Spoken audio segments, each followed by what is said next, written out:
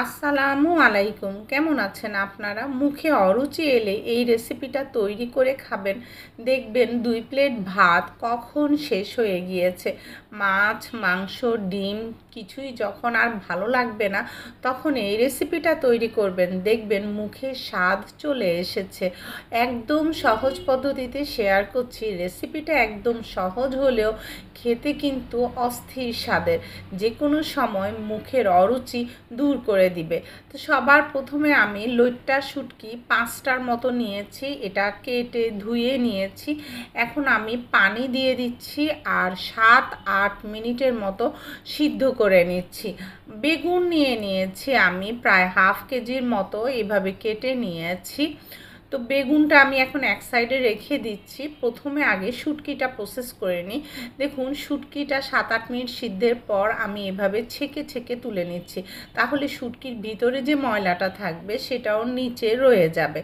এখন এই শুটকির মধ্যে আমি পেঁয়াজ কুচি দিয়ে দিচ্ছি 1 মুঠ, আর ছোট ছোট আস্ত রসুনের কোষ দিয়ে দিচ্ছি, আর হলুদ গুঁড়া দিয়ে দিলাম 2 চা চামচ, লাল মরিচের গুঁড়া দিয়ে দিচ্ছি 1 টেবিল চামচ, ভাত ঝালের তেজ বুঝে দিবেন।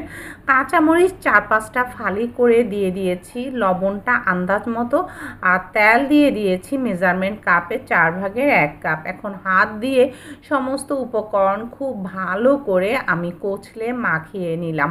এখন এখানে আমি সেই বেগুনগুলো দিয়ে দিচ্ছি, বেগুনটাও আমি এখন মাখিয়ে নিচ্ছি।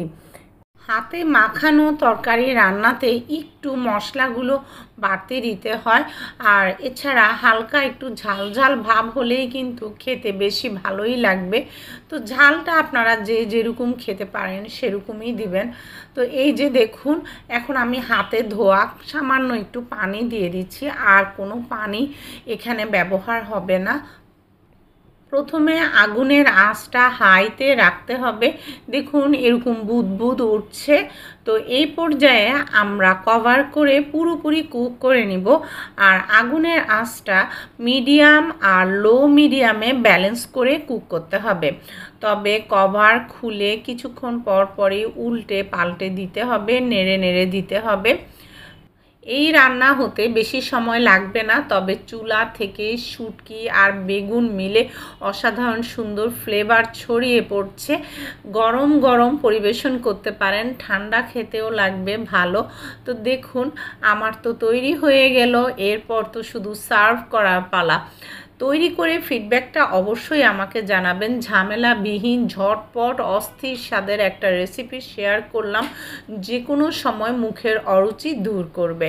সবাই ইউটিউবে চ্যানেলটাকে সাবস্ক্রাইব করে পাশে থাকবেন, পাশের বেল আইকনটা প্রেস করবেন, যাতে করে নো ফেল ক্লিয়ার ডিটেলস করা রেসিপির ভিডিওর নোটিফিকেশন আপনাদের কাছে পৌঁছে যায়। আর যারা ফেসবুকে ওয়াচ করছেন, ফলো দিলেই পৌঁছে যাবে।